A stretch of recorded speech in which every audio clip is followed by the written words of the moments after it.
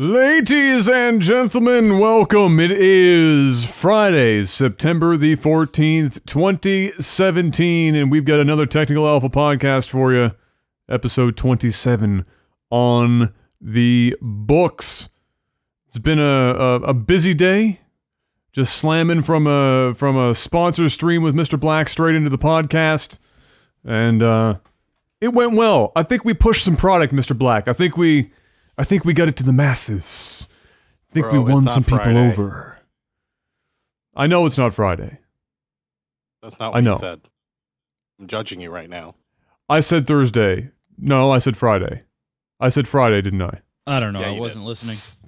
Oh my god. It's Thursday. I need to go back to bed.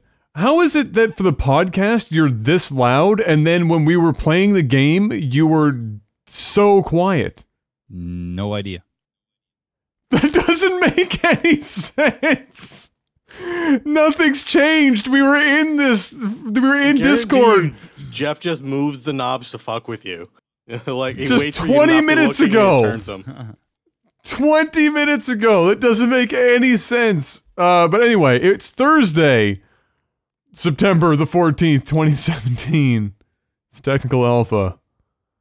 My goodness. There we go. Oh, I didn't even fix my, You know it's a rough day when I'm more blue than Jeff. Dubbity.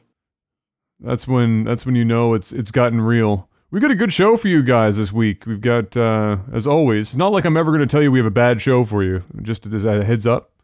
But, you know, I thought I'd just say it anyway. But we do. We've got some pretty good stuff for you lined up. Fair amount of stuff happened this week, thankfully, and nothing last minute, and hopefully nothing happens tomorrow.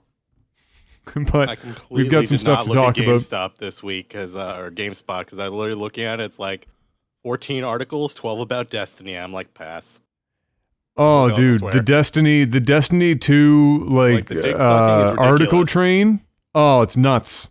It's not even, well, it's not even that. It's just that they know that everyone on the planet is looking for Destiny-related material, and so everyone is just cramming as much Destiny down your throat. Publish times are like 5 minutes apart. I'm like, guys, slow your roll. Yeah, exactly. Yeah, just ease it up a little bit there. You know, blow a hip. You're going too quick. Don't want to get too crazy. How are you doing this week, Mr. Tabin? How are you doing? I asked you this as your mouth is full of food just because I'm messing with you. It's like, can I eat when we're doing the podcast? Yeah, bro, it's cool. We have to live too. It's all good. Similar to you with construction. For the past week or so, they've been building this bridge between the two buildings. Right. Each day they find new tools and new ways to create noise in ways I didn't think were possible. So today, fantastic. Today was we misaligned the bridge when we were putting it between the buildings. So we're going to jackhammer it into place, but the jackhammer is going to be connected on like the steel beam that runs right underneath you. So not only was I hearing it, I was like vibrating all day. That's amazing, but in the worst way possible. Mr. Black, I was just spending time with you not even a half an hour ago, but how are you doing today, sir? All right. Got a little bit of a headache. Yeah. Got my Invisalign in there now, so yeah. Oh, right. I forgot you went to go get that that hooked up. You got the grill back. Got the grill back. Ah, grills. So I sound like a little lispy. They said it'll take a couple days for you to get used to it. Sure. But I've worn retainers before, so I'm just kind of, I'm just uncomfortable right now. That's all. Oh yeah, that's understandable. Yeah, understandable. And you always get the headache for like the first like week or so as your mouth and everything's adjusting to it. Yeah. And how often do you have to switch pieces out? Every 2 weeks. Like every 2-3 weeks? Yeah, every 2 weeks, and it's going to take 10 to 12 months. As long as that sounds about right. Yeah. It's not that long. My teeth weren't that bad. I had braces before. I just didn't wear my retainer. So bottom grill, I started to get a little bit of crowding, but I've always wanted to fix my overbite. And when I had braces before, I never wore the elastics. Like the doctor was like, you need to wear your elastics or your overbite is not going to be fixed. And I was like 21 years old. I was like, fuck this shit. And then like going into the beginning of when you put the rubber bands on, you're just like, yeah, well that's what it was, right? And it just annoyed me. And then like starting LAGTV and stuff in front of the camera all the time, I just didn't want to wear the elastics. So fortunately, I only have to wear the elastics for a month, and it's just one elastic, and I only have to wear it when I sleep. So because that's not too bad. Pretty much my entire mouth was fixed years ago, and now we're just doing a touch up. And then at the end, I'm just going to get permanent retainer, like the wires in the back of my teeth. So yeah.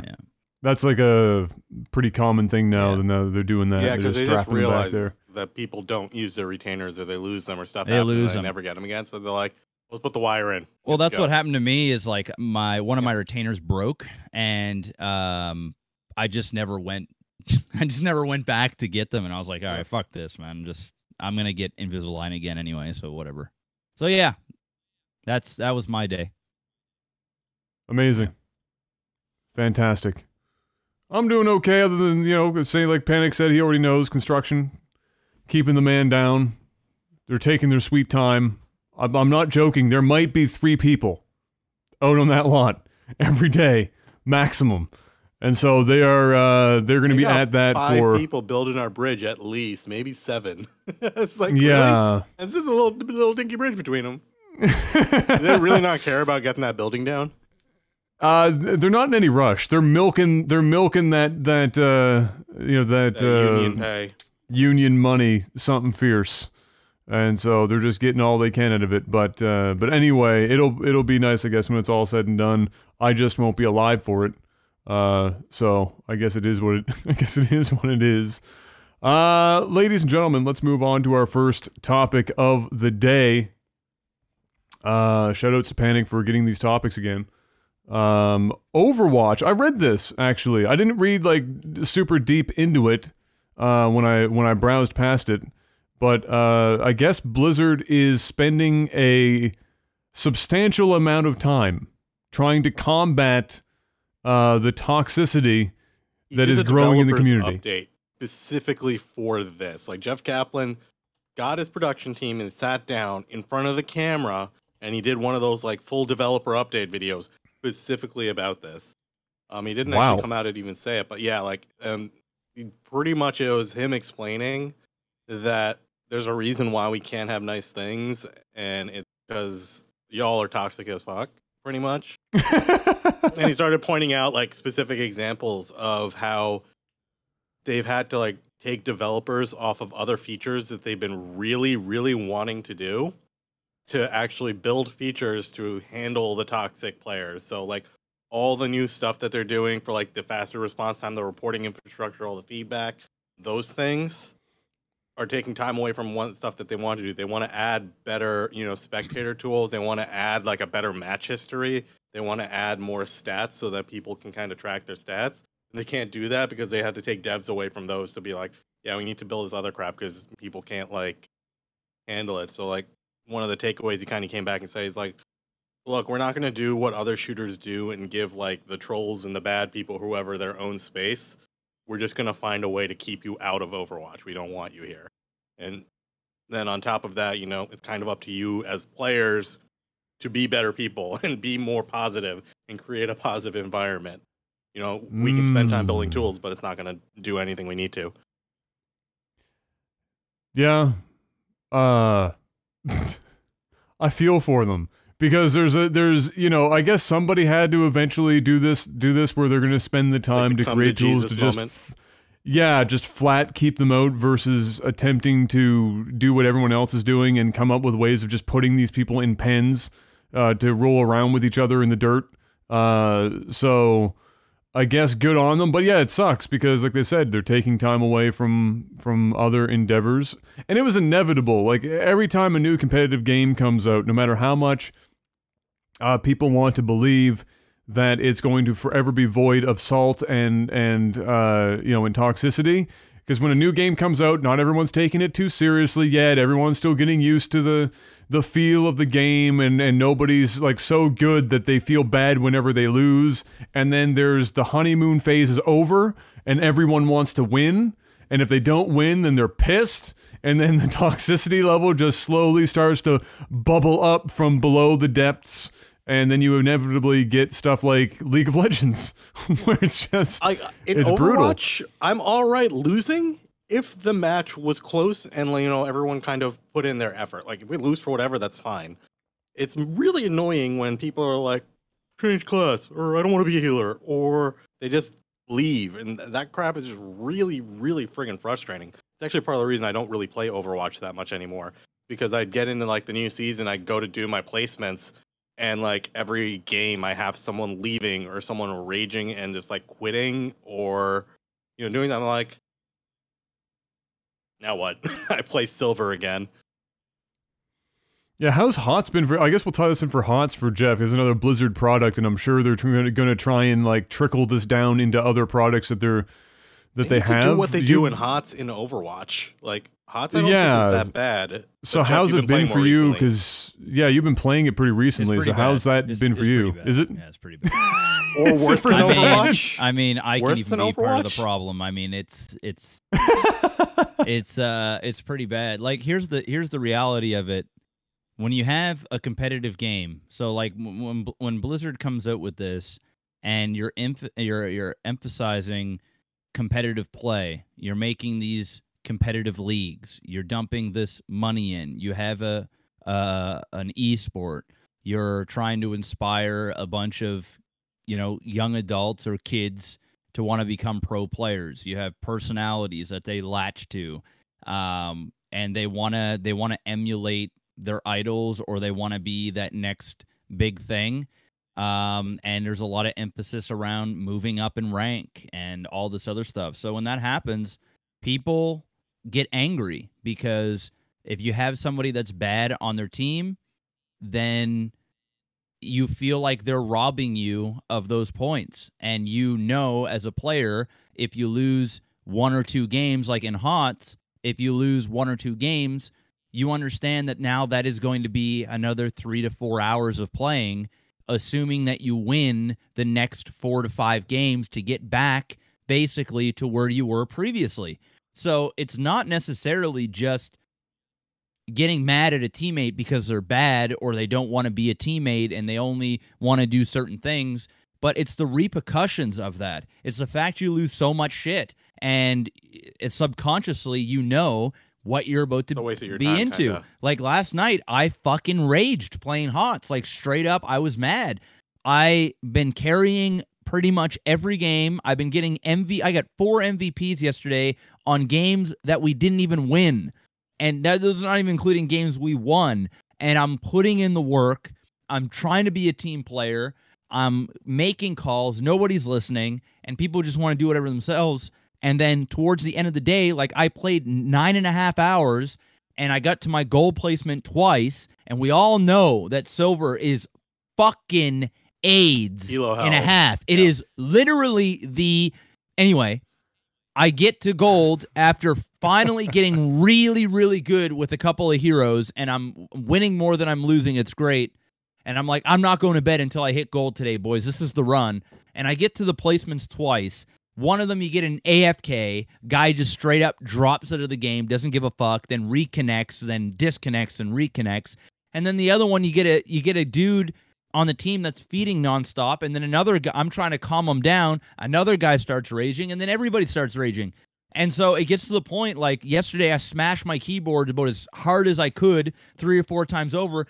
And it wasn't because I'm so angry at my teammates. It's the fact that I know that now that I've lost that game, I am now going to have to play for another 2 hours, and I have to win those games in order to get back to where I was. And of course, if I win the next game, I'm 2 points away from being put into my promo game. So now that forces me to play another one, which is playing like roulette on fucking Hero League.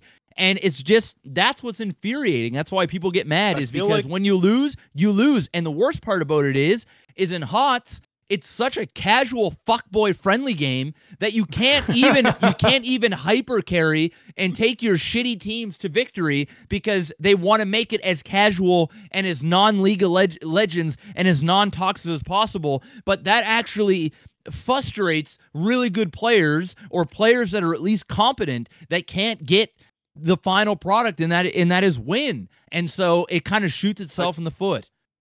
I feel like for the placements and for heroes, I think this would be great, especially since it's a casual game. I feel like if you get to the point where it's like, hey, we're putting you into your promo game, they should be like, if you win, you're promoted. If you lose, you got one more shot. You won't lose any points. We're going to give you another shot at the promo match. If you win this one, you're in. I feel like they should just do that and just kind of give that chance to you. Well, it's the problem. If you get that bad game. The problem is they make a super competitive game that people bring casual down, and then they bring the casual fan base in. So they get an uber competitive game, and you can't tell me for a second that Overwatch is not competitive, or HOTS. I mean, they're competitive games. There's leagues, there's money, there's everything involved in it. And then you just say, hey, you know what, to all you casual fuckboys that work 9 to 5 and you're just tired at the end of the day and you just want to unwind, but hey, we're going to chuck you in with the fucking guys that are grinding 8 to 10 hours a day. Those guys got to play quick play. And those then guys got to play quick play. And then they play, and there's nothing wrong with them having fun, but the problem is they don't care. They're not invested. They're not committed. They haven't sacrificed all that time and effort into the game. And I come off sounding like a fucking whiny bitch because I can't. It's like, oh my god, Jeff, you can't win video games. Well, dude, it's a competitive game. Eat my asshole. It's like the major leagues allowing their fuckboy fans to come and play on the field with them. And then you're going, why in the fuck are you our starting pitcher when you can't chuck more than 50 fucking kilometers an hour? You're just lobbing the ball in for people to hit home runs. What the fuck? Go to the little league. There should be levels to this shit. So that's where I get mad. It's just dumb. Yeah, well, I mean, that's where the toxicity ends up coming from, is that everyone is trying to be the next god, and there, like you said, there's a lot of emphasis, and ultimately everyone gets salty and places blame on teammates and stuff because, like you said, again, there's a big downside to losing just a very small subset of games whereby you have to play another several hours to get back to where you were. It's really unfortunate, and it doesn't, you know, it also, there's the culture of well, if you were a platinum player, you'd be in platinum, or if you were a gold player, you'd be in gold, or if you were diamond, you'd be in diamond. And the stance that I've always had about any game like this is that if you're let's say you are a platinum level player, which is about, in Overwatch, platinum is about you're in the top 45-ish percentile. I think the last time I checked is roughly it. Like 50% of the population is in platinum.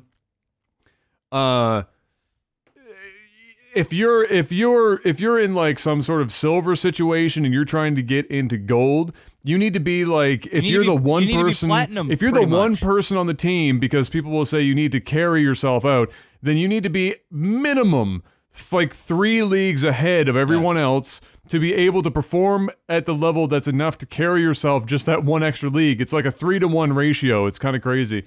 And it does. It upsets people. Oh, but Adam, and you get these... I watched 3 streamers this week do a bronze to grandmasters. Why is it that they can do it? You know, all you need to do is just get better, bruh. Just play like a tank and carry, man.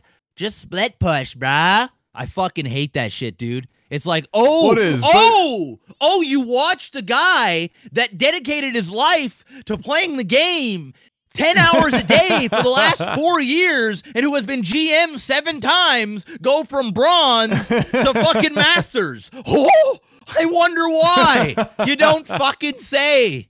Oh. Yeah, it is. It's pretty silly. You know what, Blizzard? Good silly. luck. Have fun trying to clean up the toxicity. All right, you know what? Toxicity and esports, they just go hand in hand. They just go hand in hand. That's it. That's just the show. There's nothing you can do to stop it. There's nothing. There's nothing. Trust me. But it's gonna be there, Jeff, always. What if they were just trying to keep all of the toxicity and the chat levels down? And then everyone complains about free speech. Segue into PewDiePie. Let's go. There you go. Free speech. Are we talking about? I think that's how you. I think that's how you spell PewDiePie. His racist yeah, I comment? guess that's in the list. I feel like this is what, like strike 20 for him or something. I don't even. You know, the thing is PewDiePie's never really done anything overly controversial. Like people just kind of done a lot of stuff, man. Well, I don't know. Him dropping the M-bomb. Okay, that right there is going to make headlines. But the whole Nazi thing, that's just some fucking, just some internet trolls. He's made a couple of jokes of like being racist almost, like, the black kids. There was saying about a black kids in a starving world, or I don't know what kind of joke it was or whatever. But how many times have Adam and I made kind of racist-like comments, or when I call you Mr. Popo or some shit like that? We all know it's a joke. It just so happens that when you have 20 million subscribers and anybody is looking for a reason to make headlines, they're going to go ahead and blow shit out of proportion. If Adam and I were uber famous, can you imagine the type of shit that would have went on the internet and the headlines that would have been made over some of the comments that we've made over the years? I don't think PewDiePie has ever done anything overly bad. I think this right here is definitely, I think it's the worst. I mean it's a toss-up. Because, the thing that you talked about, the quote-unquote Nazi thing, it was just he was getting labeled a Nazi for the situation as it unfolded. Now, please correct me if I'm wrong on this, but it was a let's find out, it was like a let's find out how far we can take, like, Fiverr or whatever, like, and he requested somebody write, like, was it death to all Jews or something like that on a sign? Yep. And then they 2 people from what looked to be the middle of Nowhereville totally did it. Yeah. And his reaction video was obviously in regards to, holy shit, somebody actually did this as requested. That's gonna go over poorly no matter how you frame that. If you like, I get what he's getting at. I think as soon as it happened, all he needed to do was maybe not show that it actually happened. Just be like, you know what, guys? I'm gonna let that one go. I'm not gonna show you because that's kind of fucked up. But it totally happened. Somebody was crazy enough to do it. But I can't, because it's sensible to not show this. Let's avoid it. And instead, he showed it. And of course, that is the craziest shit I've heard a YouTuber do in a long time. He actually requested somebody to put death to all Jews on a piece of paper in a video. And did he expect that to not go over poorly? I don't know. But then this crops up, several months later. And this is a different thing entirely, though. Well, the Wall Street Journal actually ended up doing an article, and they went back and analyzed his other videos. And again, this kind of goes to what Jeff was saying earlier. People will find things where you've set off color things, but they pretty much came out and said he's done like anti-Semitic and anti-Jewish things like on his videos, with like imagery and actually saying things probably about 10 times in the past year. And that was before the Nazi incident like a couple of months ago. So like he's already been kind of on thin ice because that one didn't go over well with a lot of the business folks. So he lost a lot of deals. But then like this one just straight happened. And like people were pissed because one, that was just like, why out of every, you know, it was PUBG, you got mad. Like, why would you go to that line out of all these other things you could say? Like that's you have what you all went these to? words in English and you chose That's what this you flavor. went with? Like that's where your first thought for anger was. Like that word. Well, I mean, So, and that's why it's I different. mean, he came out with the video saying sorry Like for, today, for though. what he did. You know, I get it. Like, and I'm trying not to, you know, defend PewDiePie. I don't give a fuck about PewDiePie. And he dropped an N-bomb of all things, and I'm the fucking only black guy here. So, you know, I should be the most offended. But the reality of it is I've heard a lot of my white friends drop N-bombs either mistakenly around me and realized I was there, or, you know, just jokingly said it or whatever. And it's usually in that context of playing a video game and dropping an N-bomb. And let's be real, you hear N-bombs on player unknown. All the time. It's endless. It's more than making fun of Jews. It's more than making fun of.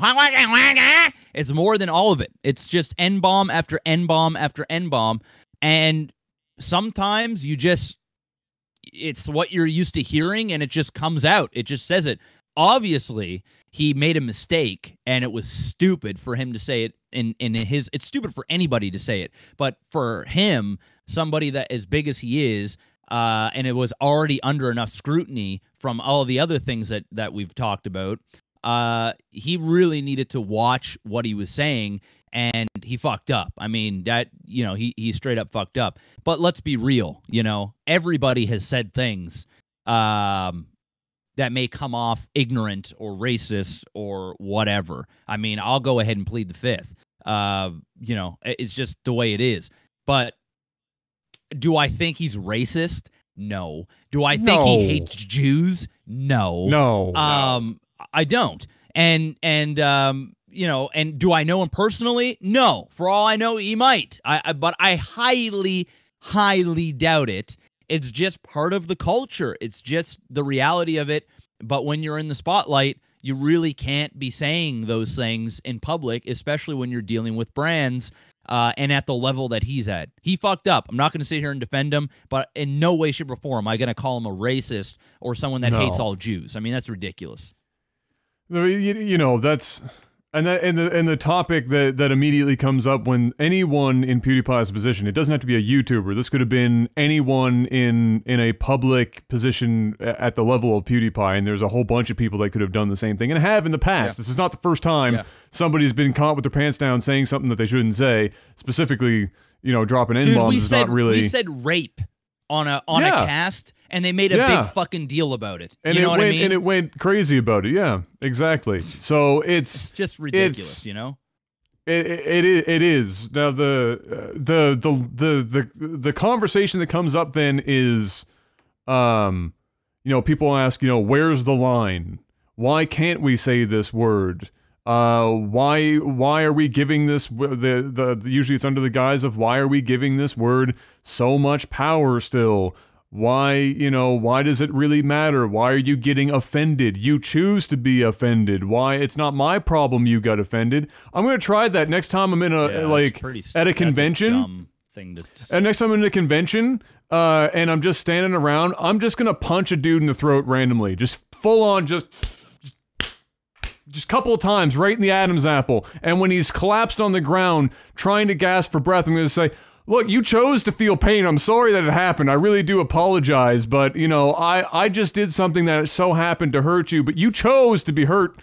I do apologize. My bad. It's my bad. It's, you know, it's a stupid thing to say. It's weird. I don't get it because there's a subset of words, and the N-word is one of them, where people are so compelled to want to be able to use it freely out of appropriate context. It must be because of taboo, but at the same time, it just doesn't make any sense to me. There's no relevance for them to use it. They don't even want to use it in its appropriate context. They want to turn it into an expletive. Yeah, but they don't want to say it around me, right? They don't want to say because they know, of course not. Because they know it's wrong. They understand the connotation. They understand it. Yeah, but it's just a dumb argument. Some people are like, yeah, I agree. A lot of people these days are overly sensitive to things, and with the internet, people can voice their opinion, usually anonymously. There's a lot of witch hunts that happen. You know, that much I understand. But for somebody to go, oh, it's freedom of speech, I can say whatever I want. Well, that's true, but you're still a fucking asshole for saying it.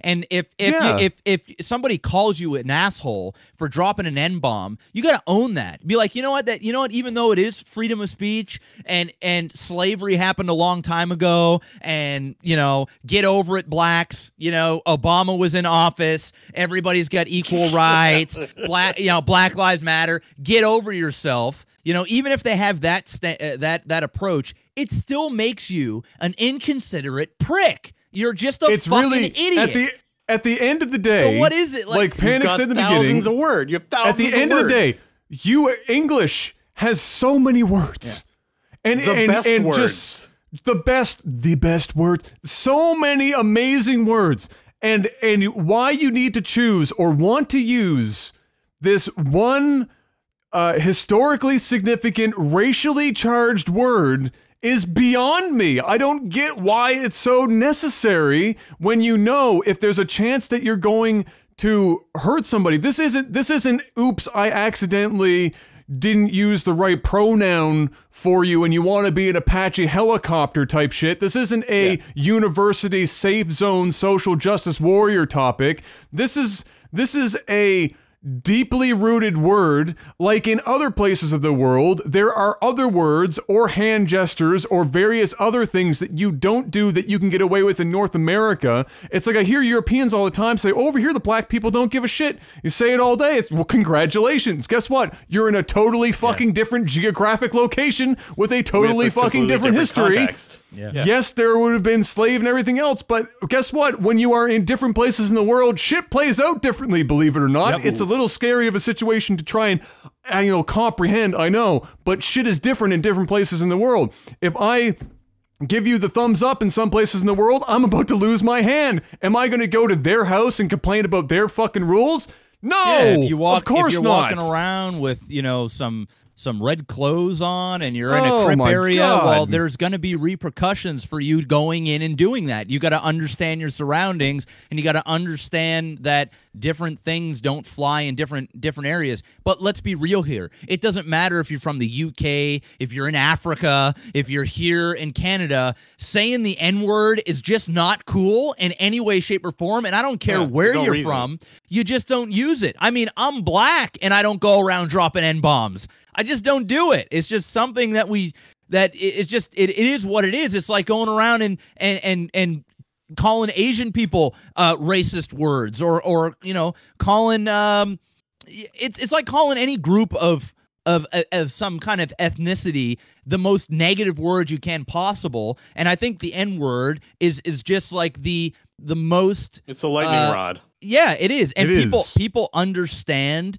the history. Most people do, and it's also a way of thinking that you're better than. When you call someone an N-word, it's almost like you're looking down on them, like they're the fucking, like you're lower than me, you're scum, you're whatever, right? It's the lowest of low. It's like calling someone a pleb, right? It's like, oh, you're a pleb. Well, it is what it is. But that's what I'm saying is, like, when people say that word to other people, it's usually negatively charged. There's no like, oh, I just said it because other people think it's cool. When PewDiePie said it, he obviously meant it in a negative way. He understood that it was a negative thing. That's why he called him that's why he dropped the N-bomb on him, because it's the worst type of word and meaning that you could throw at somebody that he could think of on the spot. And whether he says it often in his regular life, which I believe he probably does, likely around his white friends,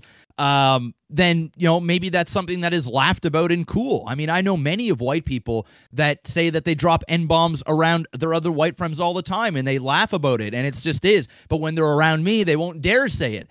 And it's not because they're scared. I'd be like, I'd hit them or some shit. It's just out of respect. They're just because they know the weight of the word. So yeah, PewDiePie's an idiot. Whenever this comes up, people run the fucking gamut so quick it rockets. Like people will take, okay, well, we can't say, you don't want us to say that. So that means that we can't say, and then they bring out this fucking, and they're like, well, I might as well just, you know, only use the Queen's English, and I can't talk about anything else. Like, fuck, shut the fuck up. All right, listen, I just told you to shut the fuck up. You're offended? Congratulations. It's the same. See where we're going with this? Shut the fuck up. There is not a huge list of words, phrases, things you do culturally. It's actually a pretty straightforward list, and you all already know it living in the fucking society that you've been in likely your entire lives. It's not complicated. You just want to get away with whatever you want to be able to say it, and then put the blame on somebody else for getting upset and have zero fucking consequences. Freedom of speech does not mean freedom of consequence.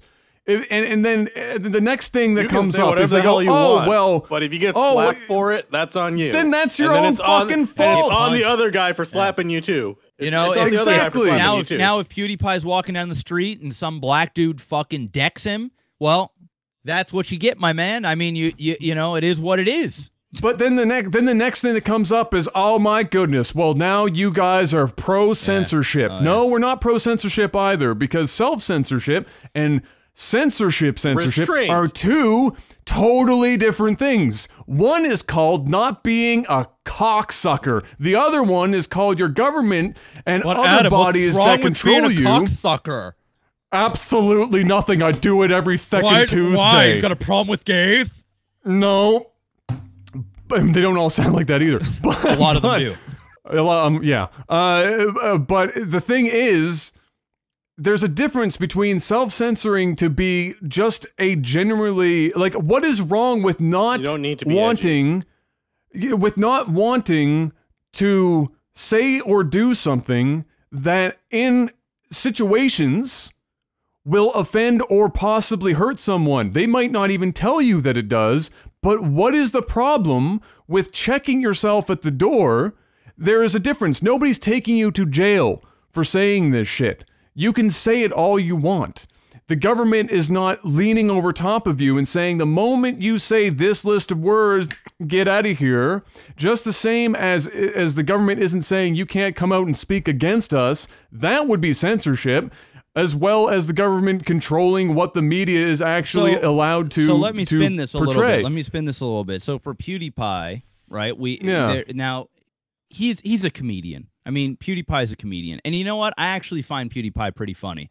Over the last couple of years, I have watched a few of his videos, and the guy does have a sense of humor. You know, his comedic timings are usually pretty good.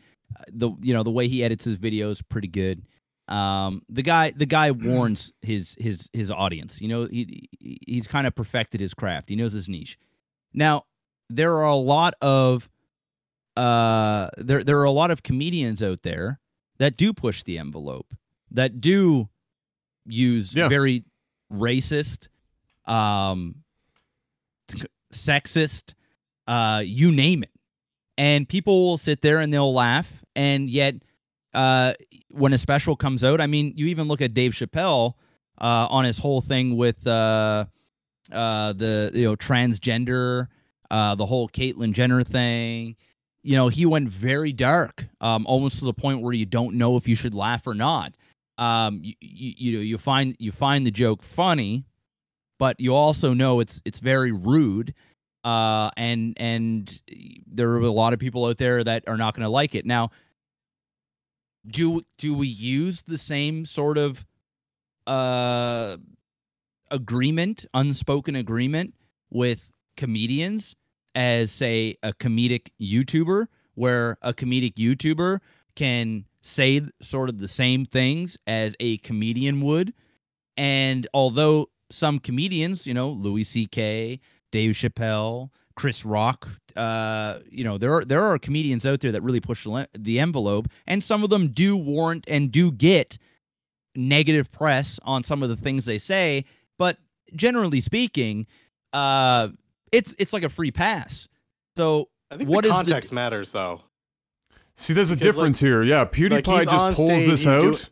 Yeah, he's like a comedian. All those guys, you know, they're doing a show. They have a set thing. They're trying to do. They have some flow of commentary that they're trying to elicit. They're going for it. You know, that's very different from a heat of the moment. Dropping of a word. It's also very different from if you just use it in casual conversation. Yep. So, you know, all those things signify different things, I think. You know, so yeah, we kind of give a comedian slack because, yeah, they're on stage, they're trying to do something in a certain way. Mhm. All right, maybe, you know, we'll let it go a bit versus, you know, what did you just say? Like, Yeah. Look, people use context for their vernacular on a daily basis. Most people talk to their parents differently than they talk to their friends. They talk differently to their colleagues at work than they do in other social circles. They sure as hell talk very differently 9 times out of 10 to their bosses than they would in other places. They speak, again, usually, you can't say everyone does, but usually people will also speak in open public places in a different language set than they would elsewhere. And so people already operate within these bounds because they understand that there are things that you know, whether or not you want to believe it, should or shouldn't say certain things or behave in certain ways. You don't throw a fucking hissy fit in the middle of a mall as a grown-ass person because that's it's culturally inappropriate for where you are to do that. Does it stop people from doing it? No. But it's context, and so I just never understand Context why and I don't audience. get it about this specific word. Mm-hmm. It exists for other words in other places. It exists for some other words here as well. But this one is by far the most charged and heated on both sides. But at the end of the day, again, I don't understand, because again, when this comes up, it's like if I look in chat right now, people are talking about, oh, well, we can't say retard anymore, or oh, we can't say this or that anymore, and everyone's a marshmallow now, and oh, everyone's just soft little fucking, snowflake, and everyone needs their own special little hiding place with a blanket and a flashlight to keep them safe at night. Like, the stretch is so fucking strong. Nobody is there are people, okay, I understand this. There are people that will go out of their way to find ways to be offended and feel victimized. They are mentally the spectrum sick. is too far on both sides. They are mentally ill. They are looking for that. They seek it out because they are also looking for attention. The normal...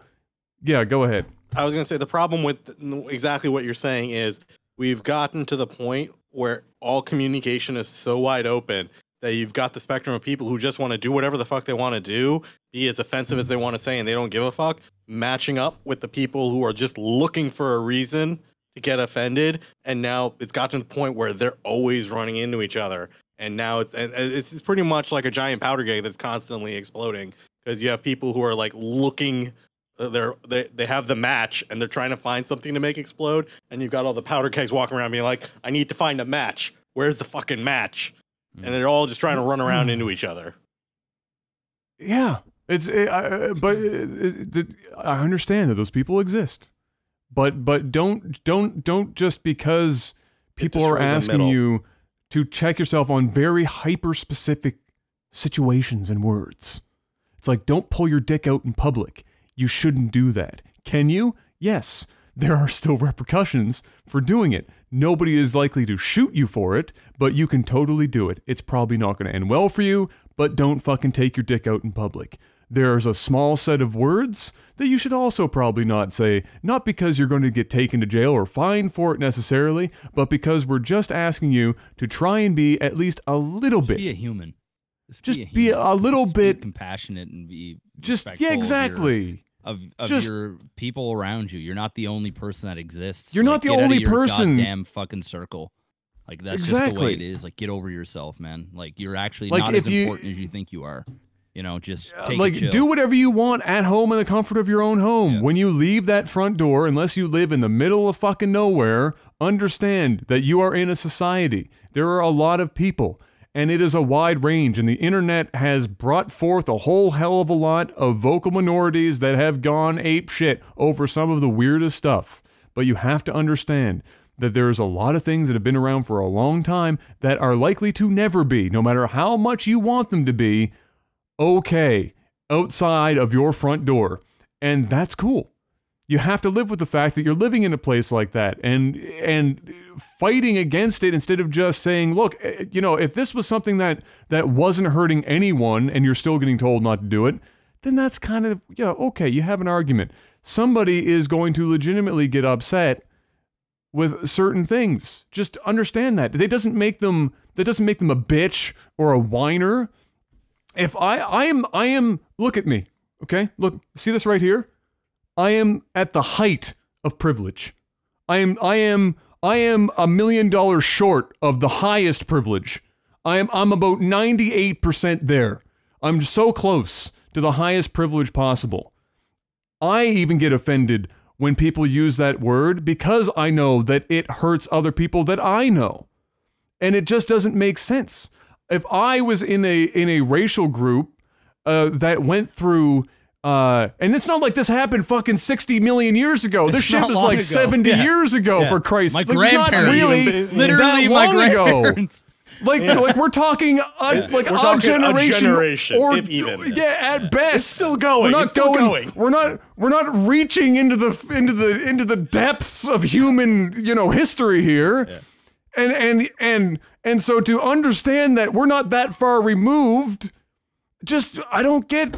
I could talk about it all day, but I can't. It's like trying to understand the universe. It's like the stupidity is as vast and is full and yet also empty as the fucking universe, and I'll never be able to wrap my head around it because you can't understand it all, because at the end it's so simple, it's complicated. It's so simple as don't be an asshole. Just don't. So we were this happened like maybe 3 years ago, if even. Like, two of my best friends and I are out. One of them's black, and one of them's white, like super white and black. We're at a bar. Half black or full black? No, full black. Oh, full he's black. Purple. He's purple. Yeah. And we're standing at the bar. I'm like, it's in triangle formation. I'm like away from him, and literally, my black friend was whining about something or another, and my white friend just goes, God, Amir, you are such a nagger. Nagger. Because Amir was just complaining and nagging. And out of nowhere, I just see like his hand go up and just like straight up, like open-handed slap across the face on my white friend saying, you do not get to say that word. And I'm like, oh, get slapped. And then my friend is just stunned. He's just like, what just happened? And I'm like, I'm pretty sure he heard something else than what you said. And Amir's like, and Amir just turns to me. He's like, what did he say? I'm like, that was definitely with an A and not an I. And he was just like, oh shit, sorry, man. I heard something else. But man, you got to be careful with that. You don't want to say that. That's like messed up, man. Like, yeah. So it's like, and again, we were all having fun. It's all of a sudden it just changed the entire time. I was just like, oh my god. It's touchy, and I don't want this podcast to turn into one of these conversations. But for those that go whatever, being, unless you are black, you don't really you don't like listen, like Adam said it perfectly. Like he is privileged. I mean, I'm privileged, and I'm black. We're all very privileged, but there is a cultural thing, and when you grow up black, especially since slavery and even just same opportunity, it hasn't been that long since it was an issue, and coming from a family where half of my family's white, half of my family's black. Racism even stemmed in my family. A lot of people don't know that my mom was kicked out of her place because she was pregnant with a black child. And so my grandmother was very racist. And so, and obviously things have changed. ways of thinking are different. The world has changed. Obviously became educated. Most people just kind of grow up that way. You know, racism is taught. It's you're not born racist. But it's one of those things where when most black people have dealt with racism in some way, you know, whether through schooling and bullying, usually that's what you're picked on. And so when you drop something like that, even though I could be around white people or I could hear PewDiePie say something like that in a negative context, you know, even if PewDiePie was my friend and he dropped an N-bomb down here, would I have the same reaction? Probably not. He would know. He'd probably look at me and try and wait for a reaction like, okay, is Jeff going to get mad at me or is he just going to kind of laugh this one off? Chances are I'd laugh it off because I would know that he's not racist and it's one of those things that slipped out and it is what it is. Context. I get the context. But when you do say something like that in the public, and there are a lot of black people and white people that understand the struggle, and a black person that has gone through it, and that word has been dealt in a negative way so many times, that's why we get offended, and that's why there is that backlash. And you know what? Like, it is what it is. You don't need to be black to understand it's a bad word. But a lot of white people go, well, it's freedom of speech. Why would you get angry? You know, why do you think it's okay for you to say certain things, but I can't say this? And it's mainly it's not even a matter of what it's you just can because say. It's what you should. It's say. what you should and shouldn't say, and you can say that about anything, really. But when it comes to something like that, you gotta at least have compassion, understand why people would be upset, even because you don't live in that skin. You haven't gone through that. Your parents may not, or your grandparents, or your great grandparents. And trust me, within the black community, it is it's a brotherhood. You know, it's one of those things where I'll even be at the mall and I'll see another black person and we'll give each other a nod. And it's not because we're on the same team or, you know, whatever. It's a mutual respect thing. It's a cultural thing.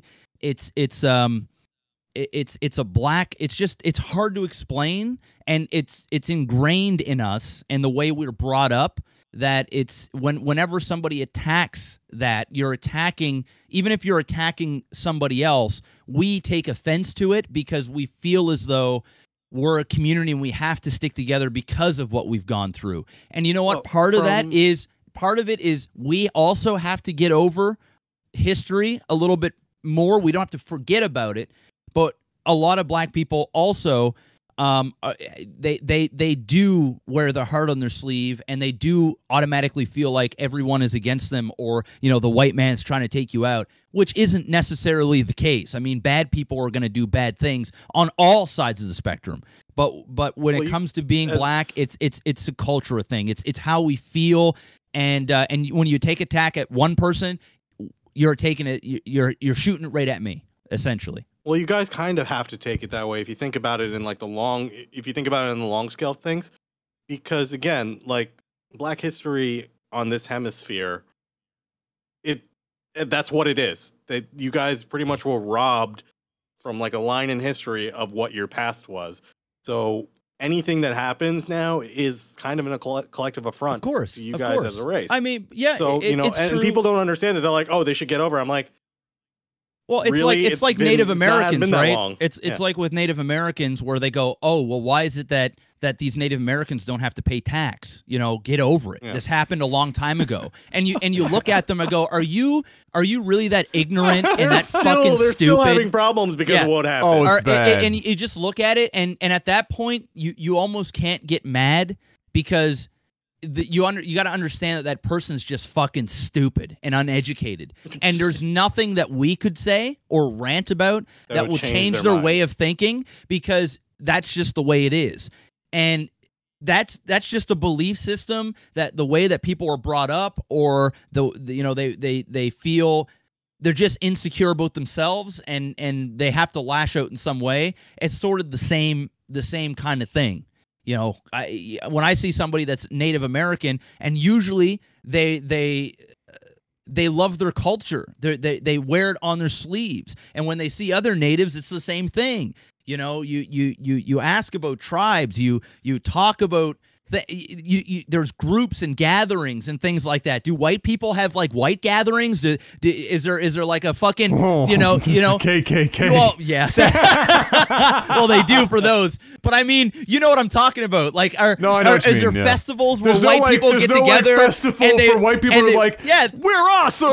They wear their their fucking their golf get up and they drive the Miatas and on me. It's like, just ridiculous. why is there no White History Month? I'm like, bro, it's all White History Month all the time. So it's one of those things that is just cultural thing where, you know, we're a minority and to some extent we do feel on the outskirts, kind of looking in, and we've got a chip on our shoulder. We have to work extra hard to get what the white privilege has. And I know that I don't use those things because I have as much of an opportunity in life as what Adam does or what Tabin does. It's what I decide to do with it. Am I going to go and make those excuses? Am I going to go and use history as a way to hold back my progression? Absolutely not. But there are some people that have just been brought up that way, and it's hard to remove that way of thinking from anybody. You know, it's just how it is. I think at the end of the day, society owes me something for what they did. Exactly, and that's not a good way to go about things. You know, you can take a nod to it. You can recognize what happened. Yeah, it happened. Just keep going. But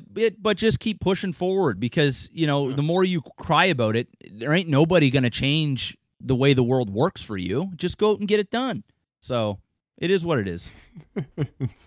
It's crazy. I just find almost humor in how much it's just stretched, and how many different places, and it's always when it's this word, and then how much stuff comes up, and you know the slippery slope of, well, soon we won't be, well, you know, everything's going to be taken away from us, and we won't be able to say anything, and it's just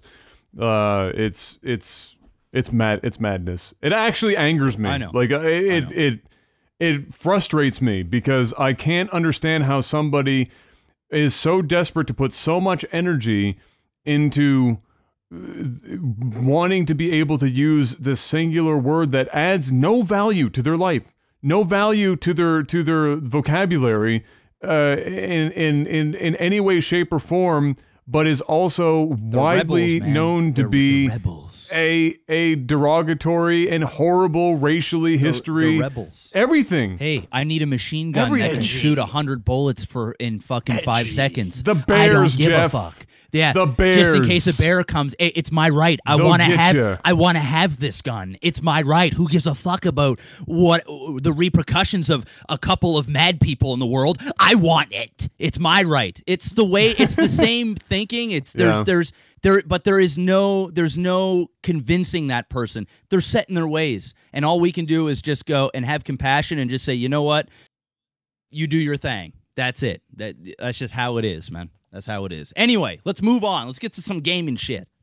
All right, real quick correction. Canada absolutely had slaves. So you might, if you think that Canada didn't have slaves, you might also be the person that thinks we have a president. And I apologize for your ignorance. Wait, your president's not Trump? Yeah, our president, our president Tim Horton Poutine. Although our prime minister is kind of a doofus too, so it is what it is. Yeah, I'd take him any day, though. I would. What's up next, sir? A long list that we could avoid, and we're doing quite well up here. What's next? Hey, EVE Online. Another thing happened in EVE Online, so that the world will talk about it for like the next, 3 days, and then it will go away again.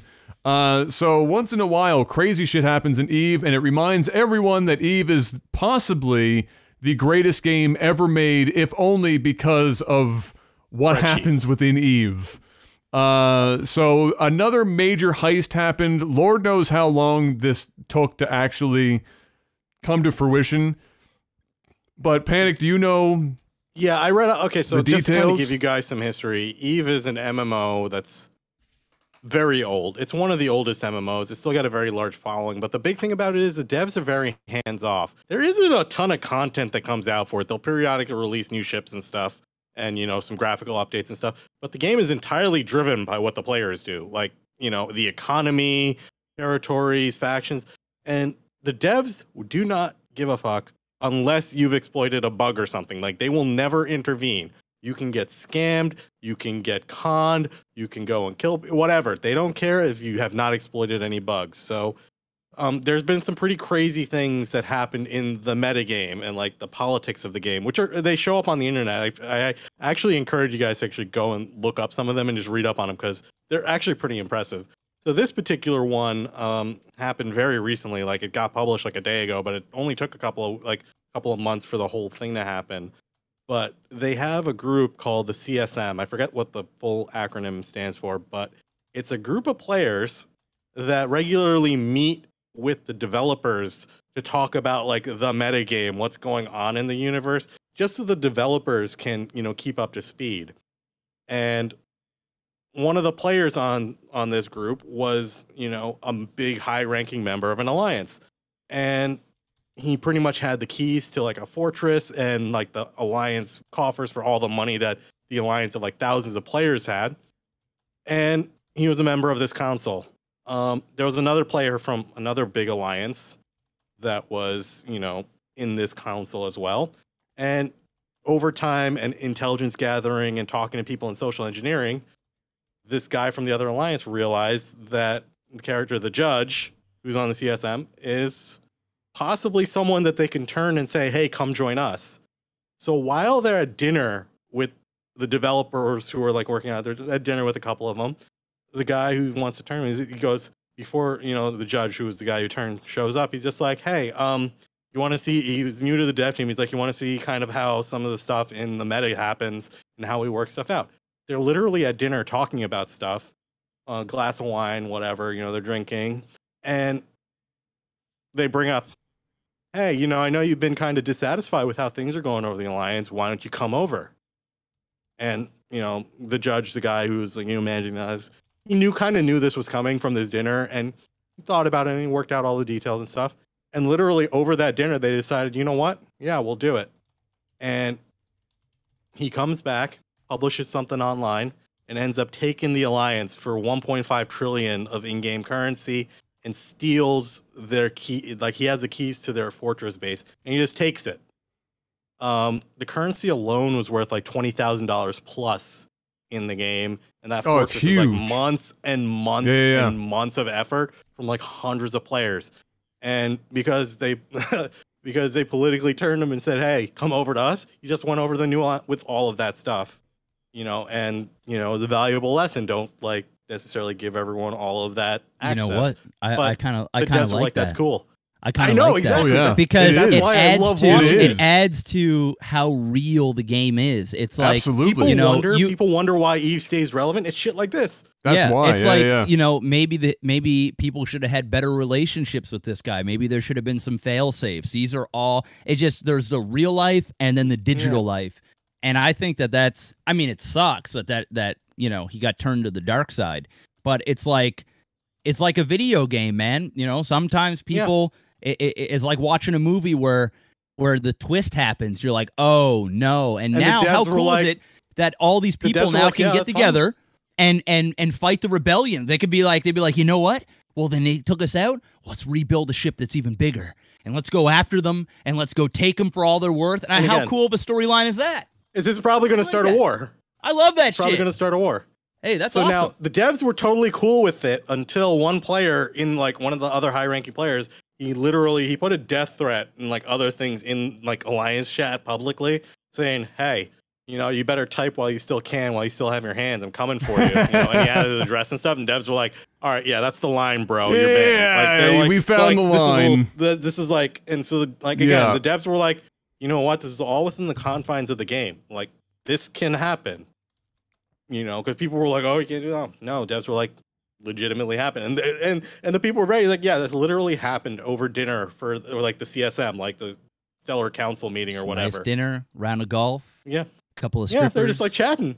They're chatting. Boom. Next thing you know, you're out 20,000. Get fucked. Hey, I think that's cool. It's big. I got nothing to add it's to similar, it. I think it's cool. No, it's cool. I mean, every time something like this happens, it's major. There was like another one where somebody subverted an entire organization in a because like this was the last thing that happened. I think it was last year where somebody it was like it wasn't pirates or anything, and then took all the money. But no, somebody got wiped out, or they kept camping this one person over and over again, and then he infiltrated this clan. And I mean, this is deep. He worked this shit for 6 to 9 months and climbed his way up to the very top of this organization, and then liquidated everything and destroyed every ship in the entire and said, "Get fucked." Yes. Yes. It was amazing. Said, "Remember me?" Said, "Remember me, guys? Get fucked. I came for you." GG, bitches. I read this article. I'm like, I kind of want to start playing Eve again. And then, you know, who knows? Eve is the problem with Eve is it's your second life. You can't. It's a long burn. Yeah, it's you're in it. You're in it for the long. If you can get into the meta and you get into the social aspect of it, fantastic game. If you're just looking to play the game as the game, yeah, you're not getting very far. So, there's no real segue for this, but Nintendo has finally clarified the stocking situation for the SNES Mini and apparently even the NES Mini, which they're bringing back into production 2018. So SNES Mini though, they're urging. Reggie came out with his slick down hair and his dad bod and said, "Guys, don't buy these for $4 million on eBay because we're going to have stock. It's going to happen. Relax. Just don't spend more than $80 on this box, please. We've figured it out." And so hopefully Reggie's not wrong. Hopefully that is actually the case. It's not going to stop people. They're still going to totally go out and buy this shit on eBay and everything else. But it would be nice to see Nintendo have stock appropriately for for a reasonable amount of time, so that people didn't feel like they had to rush out to beat the scalpers, buying 6, 7, 8 consoles and then turning them for sick profits on eBay and every other secondary market. And at the same token, not that there's too much to talk about that, I think that's just thumbs up all around that's happening. Like, yay, good job, Nintendo. As long as they're promising stock, I'm good. Is that Nintendo event thing that happened the other day, loads of information about all sorts of stuff, and it looks like we're getting more devs showing up to the playing field for the Switch to bring some more games to the console. And of course, we're also hitting the Switch's stride where the first-party titles are finally on the horizon. We can see them. They're coming. And perhaps most importantly, Mario has nipples. Ooh. He's also not a plumber. That was confirmed. Yeah, apparently not a plumber and not Italian. There wasn't a hair. There is not a hair on Mario's chest. There's not. Have you seen this, Jeff? No, I haven't. I feel lied to. Okay, so the internet blew up about it for about 9 hours the other day because Mario was pictured in swimming trunks running along a beach level and just nipples ablazing. And so the internet was all like in this like they're just loving it. People were running with it. Cool. I think it is. It's hilarious. And he's not like ripped or anything. Like he looks like what Mario would look like. He's got that Mario bod, bro. The Mario. How amazing though would it have been? Yeah, if he was just jacked. Dude, that's now gonna be like a Halloween costume this year. Like people are just gonna wear that hat and the shorts and no shirt and just have the no Mario shirt bod. Mario bod, dad bod Mario. Yep. Oh, I think it looks the M bod. I think it looks cool. Yeah. I'm just surprised he's not a plumber. Yeah, so what was the deal with that? What the hell was up with They that? apparently How was came he not out a and plumber? said he's not a plumber, and I'm like, this is like ruining like 20 years of Mario lore. Like, how does he make a living in this real world then? Is he like is he just like on drugs all the time now? Is that what we're actually seeing? Like, I don't know. Maybe we'll Nintendo find just out came what and his said, new yeah, he's job not a is. plumber. I'm okay with that. I never really. I don't really care about his occupation. I'm there to jump around with Mario. Like jump around, go into some pipes.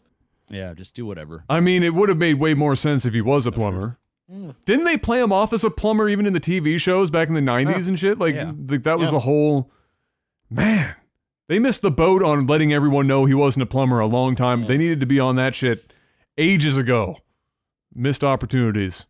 One last little quick thing. The iPhone event thing happened, and then around the same time that stuff was happening, of course, Google was like, hey, the Pixel 2 is also around the corner. Do they come out around the same window? Roughly. Because that, like, Google's announcing in like a week or so, and I think their availability is before like around November as well. Like I know the iPhone 8 is coming out like in the next couple of days, and the X is like in a month. Yeah. So I don't know. I was on the iPhone X. I'm excited about the processing power on it. It's insane. And it's that's pretty about crazy. it. Like, I'm not a fan of Face ID and stuff. Like, I think it's stupid to not have a fingerprint sensor. I get why people are gonna be like, oh, it's amazing, I can just look at it. But I'm like sitting there, and I'm like, fingerprint sensor's pretty damn good, simply because my phone comes out of my pocket, it's unlocked it's unlocked and on before I even look at it. Well, I will say, I would prefer to have the face recognition because it's not as easy to crack, for one. And for two, how many times have I been on my motorcycle? Have I been out snow blowing, having gloves on, and I can't click the button because it doesn't read my snow? So all you need to do is pick up the phone and look at it, and it'll turn on. I mean, how convenient is that? I mean, that's about as convenient as it gets. I'm down for both, like having both, but not having one or the other is kind of eh. The other issue with it, and that was what happened during the demo. They actually came out and said what happened during the demo. The reason it didn't work is because a bunch of people were handling the phone beforehand, and they were all looking at the phone, was trying to ID them. Yep. And it's just like the lockout thing. I'm like, so yeah. So effectively, if you've got like a bunch of kids or whatever, and your phone's just sitting around at home, and people are even just like remotely looking at your phone, it's like trying to ID them. People are protective over their phones that I don't think that's going to be much of an issue for anybody. I mean, you don't even pick up somebody else's phone, let alone, having 15 different people trying to do face recognition or whatever. The things I had, the more issue stuff I had with it is not even issues, just confused, is the way in which you use it to do anything. Yeah. So Apple just developed like the greatest 3D screen technology over the course of the last 5 or so years, and have this pressure sensor perfect fucking screen.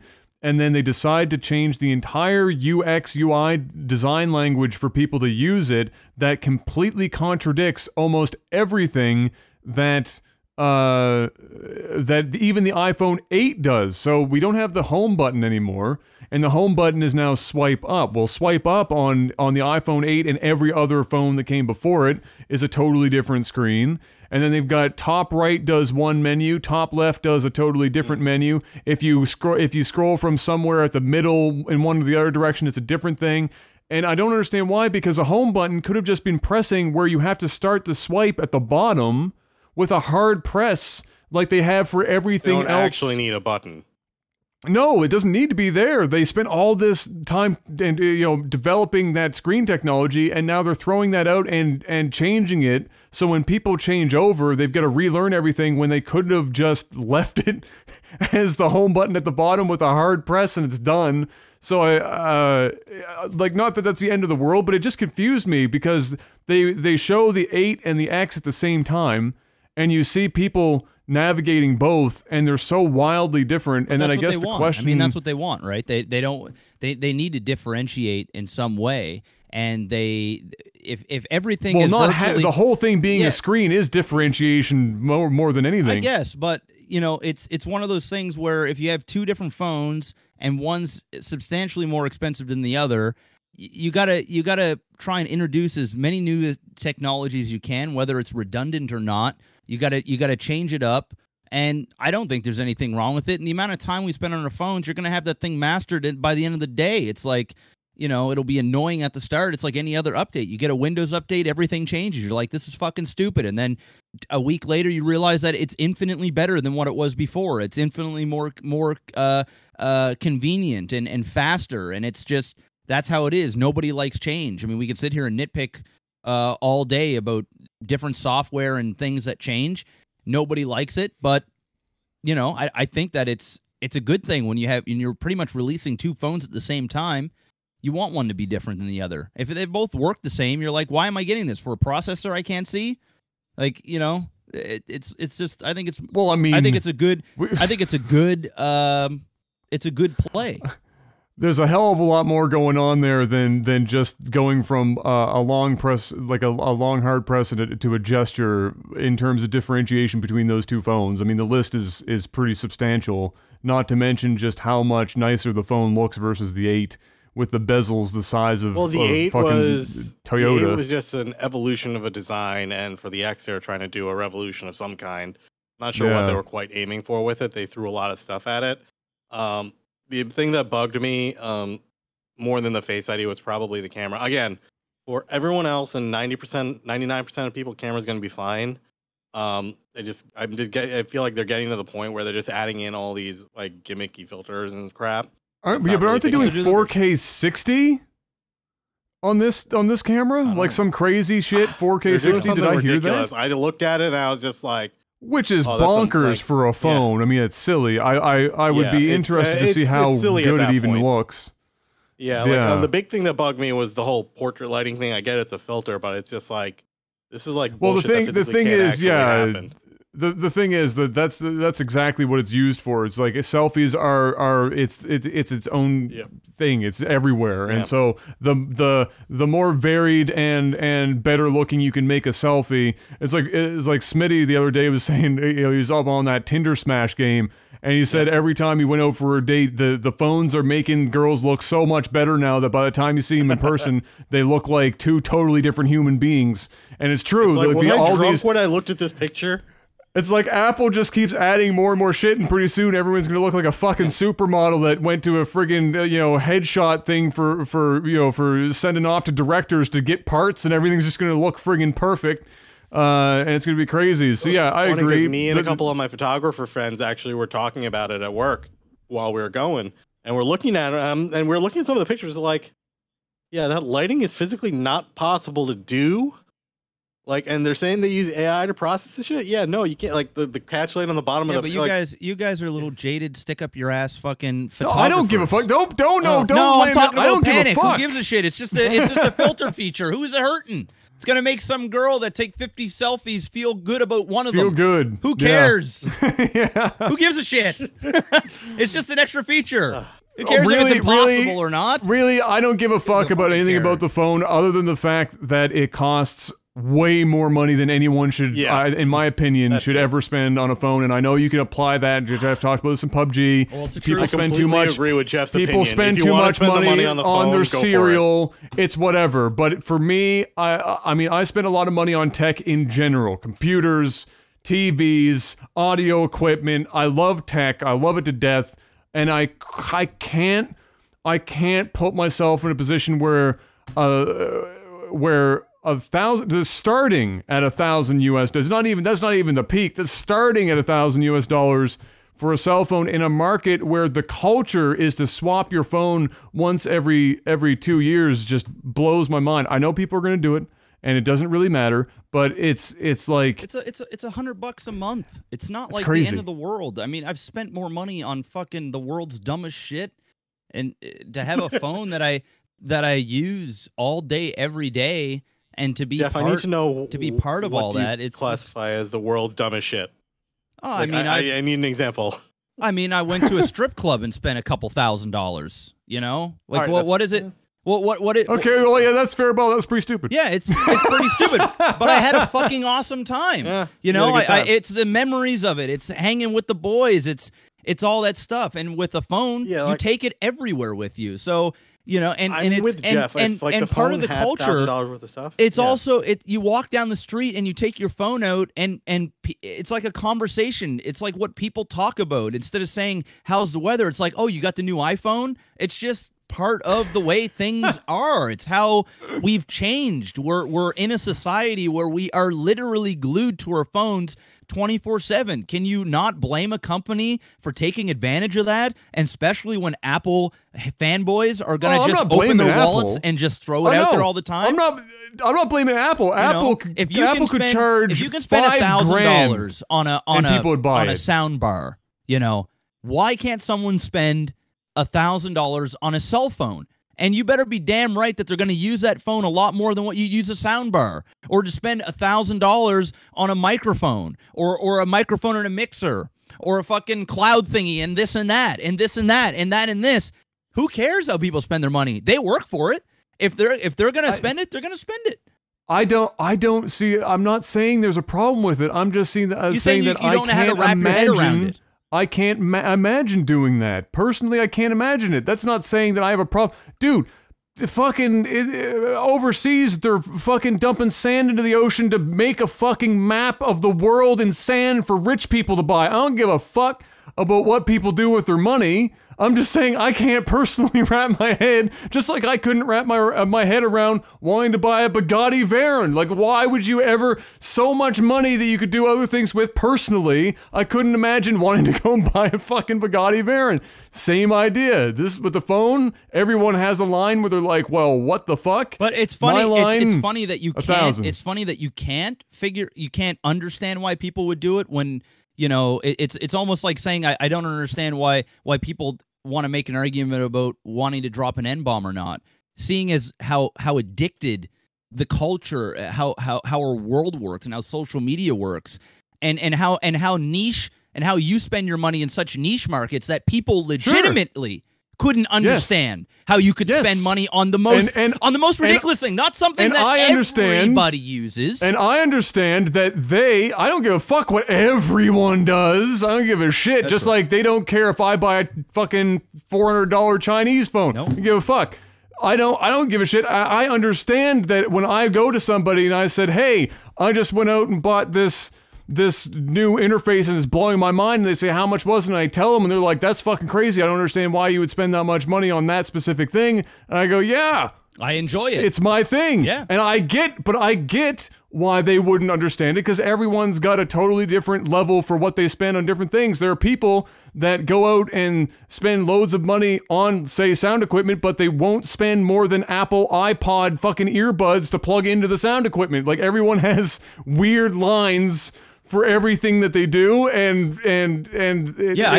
my argument was is I don't understand how you don't understand why someone would spend $1,000 on a phone when they are on it all the time, and how ingrained it is with everything on every level. Like, yeah, but I mean, I'm on my phone self-explanatory. all the time too, but it's a different thing. Like, everyone has a different. I'm not talking. Whatever. I'm not talking about what you do. I'm just saying I don't understand how you don't understand why people would want to spend that much money on a phone. That's it. That's it. I think it's self-explanatory why people would. But again, like, you don't understand why I would spend all this money on audio I do understand equipment. because you enjoy the fuck out of it.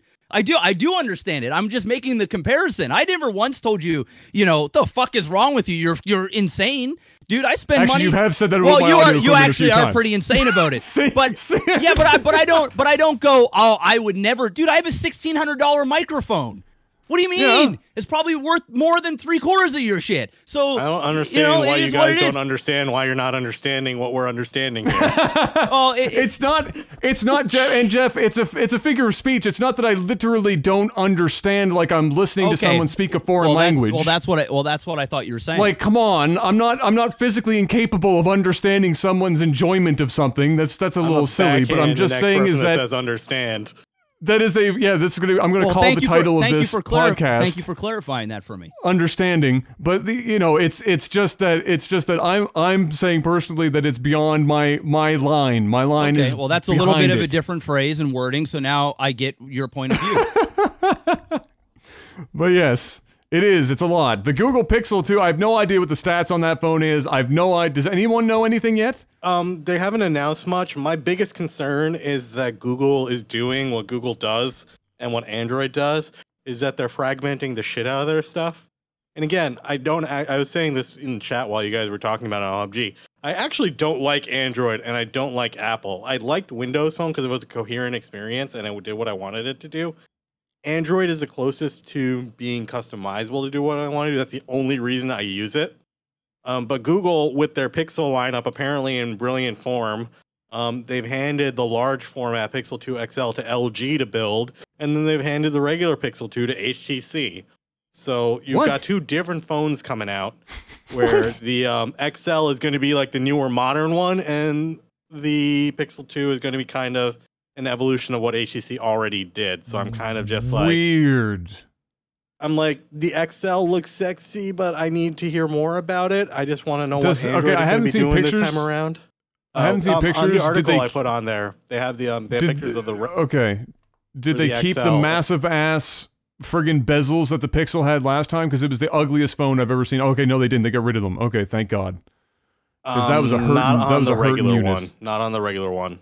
On the big one, they did. Okay, well, that's a step in the right direction. Yeah, because that was the ugliest phone. I'm like Google. You guys had home runs with the Nexus phones. All your Nexus phones were fire, but these Pixels are kind of like, eh. It's a really Android's gotten really weird. Like people just keep telling everyone, look, we just want stock Android. Stop trying to force all this extracurricular activity crap on top of it. Just give us a phone with reasonable specs and that stock I can pick Android, what I want to run, and that's it. And that's it. Like, how complicated is that? And for some reason, it is the most difficult thing for companies to understand. Samsung's the worst about it. I'll pick the apps I want and let me go with it. Oh yeah, done. The Samsung's by far the worst. Like when you get a Samsung phone right now, you open the phone for the first time, you have all of Google's apps, and then you have a duplicate of that exact app, but the Samsung version that you can't uninstall. So your app drawer is like miles long just because you have 6 calculators, 3 calendars, fucking, through 2 different music apps. The Note 7 exploding was the greatest thing to happen to me because I was waiting to get one, and then they were exploding, so I couldn't. So I picked up like the LG large format phone, and LG kind of got it. They replaced the apps, with some of their own stuff, but it's functionally, normal Android, and then I was able to just put whatever I wanted on it, and it's a good phone. So I'm like, all right, I'll give some other manufacturers a try. I'm like, I don't need you guys to differentiate too much. Like, I need processing power, and I need the phone to be stable. That's all I'm asking you for. I'll figure out the apps for the rest of it. Yeah, Android got really, really muddy. Like it started out with such great promise, and we're out of the dark ages of Android. Thankfully, there was like this 3-4 year period where it was a complete gong show. But when they made it open source, people took that with a little bit too much liberty and just ran a little too wild with it. And thankfully, everyone but Samsung has clawed back on that dramatically, and hopefully that's kind of the trend that continues. We've because got some pretty stylish phones coming out, like the Essential. The phone looks amazing. Some software it's overpriced perks, for what it is, though. Yeah, but the phone looks amazing. So like, I'm hoping we get more like boutique style phones like that are interesting, good quality. And I kind of want to see Android go in that direction. I want those types of phones, because like Jeff said, a lot of our society revolves around the phone. If you walk in with something like an Essential, it's got some pretty striking colors and stuff, it's a conversation piece. You can talk about it, and kind of go from there. So, I'm hoping we get more interesting designs rather than kind of like the uber industrial, just slab stuff we've been getting. Oh, I'm sure it will happen. Well, ladies and gentlemen, that's it for this segment. We're going to go to break real quick, come back with not a lot of, you know what, actually, do we really need to go to break? There's not a lot of movie and TV stuff to talk about, so we can just anyway. So let's just keep it going. Yeah, so let's just roll in the various, because we don't really have that much on the other side of this break anyway. If we took one, so as far as the TV and movie stuff goes, not a lot happened in the last week. The major thing here that Panic has, and I did see this crop up in my timeline as well, is that apparently Hollywood is salty about Rotten Tomatoes and is convinced that they are responsible in large part to a lot of the flops that are going on. But wasn't there a study that came up that showed that wasn't the case at all? Like, didn't that happen inside of like 24 hours of this story breaking? Yeah, they came out and said that, there's not really there is kind of a correlation, but at the same time, like word of mouth and other forms, like, were causing it too. Like, they did a study where they just asked a bunch of people, these are movies, why did you decide not to go see it? Yeah. And they asked about various reasons and ways. So people were just like, oh yeah, no, my friend told me it was shit and stuff like that, as opposed to, oh yeah, no, Rotten Tomatoes like that. Well, I personally think they do influence. I agree. And it's been shown time and time again. And the problem is a lot of the time these Rotten Tomato guys are artsy fartsy, stuck up critics that have their own agenda. And sometimes they surprise me. You know, they'll say a movie is great. That is actually great, and it's a generic movie that surprised them, and it's wonderful. But there's and a lot these are of guys that are times- getting screenings early too, yeah, right? Yeah, of course. Yeah. So the way Rotten Tomatoes sets it up is you have to, if you're going to be, they have two categories. They have the audience reviews and then the critic reviews. The critic reviews are the ones you see before the movie launches. Those are the ones available. Oh, You have to have been a published critic. Like you have to have done be movie Rotten reviews Tomatoes for, like, certified. Yeah, you have to have done and they have like a whole huge list of like, you know, blogs and publications that they'll say if you work for these and you have proof, you're certified. And then after that, once the movie goes, then they'll take in the audience reviews, and then the audience reviews also start showing up. So they kind of they do it on a twofold way, and I 100% agree with Jeff that it does influence behavior, and at times critics are, you know, kind of stupidly critical about things, you know, for like some stuff like summer blockbusters, they'll be like the movie is shit or whatnot. And Jeff, I'm curious how you take the reviews also. Like for me personally, Rotten Tomatoes is explicitly the reason why I did not go see Baywatch, why I did not go see Hitman's Bodyguard. But I didn't make that decision on the day the movie launched. I waited a couple of days and I saw what the audience reviews were coming in. And I saw that number. I'm like, hey man, if you can't even break a 60 on the audience reviews, I'm not going to waste my time. Yeah, So I'm kind of curious if that impacts you. I mean, I usually go see all movies regardless, unless I really, like, I'm not interested at all, or I hear such bad things that I'm like, okay. But usually if there's a movie that some are liking it, some aren't, some are loving it, some are hating it, and I kind of want to go see it, I'm going to go and be my own judge, because I think that's what we should do anyway. It's almost like somebody listening to music and going, well, that was a stupid album, but there may be tracks on there that you just really resonate to. So, but I agree. I think Rotten Tomatoes actually has a huge impact on the decision-making of people going to the movie theater. And also, it's funny that would you say that's the cause of?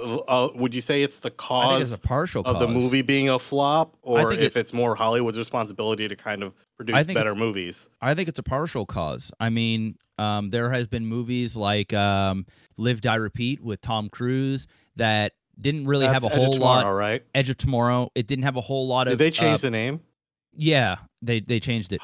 So the thing is when that movie came out, it wasn't really, they didn't have a big ad campaign. It was kind of like, it was Tom Cruise. They expected Tom Cruise to just bring flocks of people in, like people like follow what Tom Cruise is doing. And there was commercials and stuff, but it was also a new IP. Like nobody heard about this. But when the movie came out, and then when Rotten Tomatoes and critics started getting a hold of it, and there was some really good press, people started going to see the movie because it got such good press. It also works the other way around. There has been plenty of horror movies that I've seen that has gotten really, really bad reviews that I actually enjoyed, that I thought was scary because I really like the genre. I mean, you take a look at Annabelle Creation, which has a 68% on Rotten Tomatoes, which is a good score for a horror movie on Rotten Tomatoes. But me personally, I think that movie deserves to be in the high 80s, low 90s. If I was rating the movie. Now, they take like a collective, you know, it's either it hits a certain percentage and then it's fresh, or if it's below a certain percentage, then it's rotten, and it kind of pools all them together. So the percentages is more of just the percentage of critics that are doing. It's not really a number out of 100. A lot of people think that it's like, oh, 68 means it's 68% out of 100 on a scale of good. It means that 68% of the critics gave it a positive review. Now, that positive review could mean borderline positive, as in like they gave you it know a 51%. what, like a 51 out of 100, and then some of them could be 100, like a perfect movie. Yeah. So that's where it becomes a little convoluted, and that's why when people go into the movie theater and they see a movie that is at 70% and they go see it, but it's super average, they go, well, why was it 70% on Rotten Tomatoes? It's because that 70% might have actually been just above the bar, where it's like it fell below expectations, but it didn't surpass expectations, and there's other problems. The reason why I think, and I know that it has an impact, is because when a movie does horribly, you look at a Valerian, for example.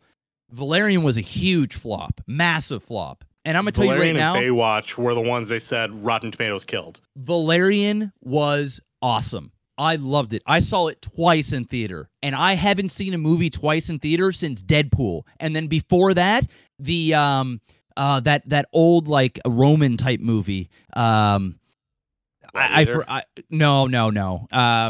The Immortals More or something recent like than that. that. Immortals or some shit. So there's very, very few movies I go see twice in a movie theater. I mean, it was what I loved about Valerian. It was so unique. It was what I wanted in Star Wars, for them to really push the envelope. There was so much great technology. I loved it, but it got fucking slammed on Rotten Tomatoes because a lot of people have stick up their asses. It wasn't a perfect movie. It took elements from a bunch of different movies and kind of mingled it into one. They didn't like the lead actor, and so that ruined it for them. The way it is, if I listen to Rotten Tomatoes and I didn't go see Valerian on Netflix or not. Yeah, I mean, listen, it's funny that Hollywood would complain about this in any way, because they're the first ones that will put up in their trailer that we've got 100% on Rotten Tomatoes, or we've got 98% on Rotten Tomatoes. You'll see that slapped all over the place. That's like that Drive movie, the Badge of Honor. That recent one with Baby Driver. Baby Driver. Man, they fucking hammed that up to shit. They were, Baby Driver wasn't really a Hollywood movie, but it was still at that level of like they wanted to make a splash in the box office, so they slapped the shit all over the place. Right? So I don't understand how they can complain but yet benefit from it, because they do. Listen, if a movie is artsy fartsy and the critics love it, it is going to do much better in the box office because of that Rotten Tomatoes score. People are going to go see the movie because of the Rotten Tomatoes score. In fact, if everybody is being honest and you're really into the movie scene, and there's 2 opening movies, or you didn't go to the movies last week or the last 3 weeks, and you've got to make a decision. Am I going to go see It? Am I going to go see The Hitman's Bodyguard? Or am I going to go see Annabelle Creation? Or am I going to go see Dunkirk? Right? You're going to check those numbers. You're in all those. You're going to go to Rotten Tomatoes, and you're going to look at that tomato sign. And unless you are extremely biased and you absolutely love like Ryan Reynolds, and you cannot, like, you need to go see a movie, your chances are you're going to go and watch the one that has the highest Rotten Tomato. Now, if they're all kind of in the same vicinity, as in like there's a 68, there's a 62, there's a 71, well, maybe the 71 won't take it. Maybe you're biased, the one that you kind of wanted to go see more than the others, you'll go and see it because it's relatively the same.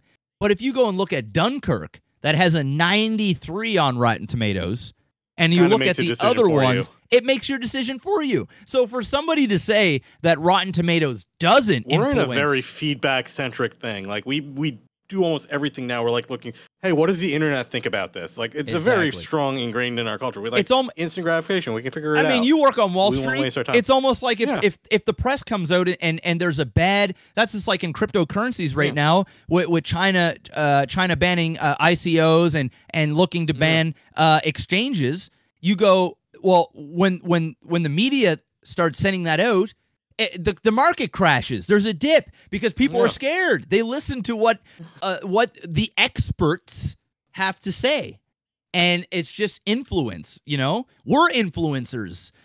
That's just how it is. People are going to go. That's why they go to those places. They want to see what your opinion is on it. Now, will that be the ultimate deciding factor? For some, yes. For many, it'll play a factor in your decision making. And if you're on the fence to begin with, and that is a negative, if it's rotten, chances are you're not going to go see it, or you'll wait till it hits Netflix.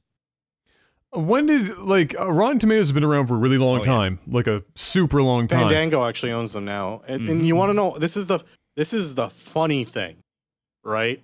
About Hollywood blaming Rotten Tomatoes. A whole slew of film studios own like 75% of Rotten Tomatoes through Fandango. Mm-hmm. Like they, well, I mean, my question was going to be, you know, Rotten Tomatoes has been around for a really long time.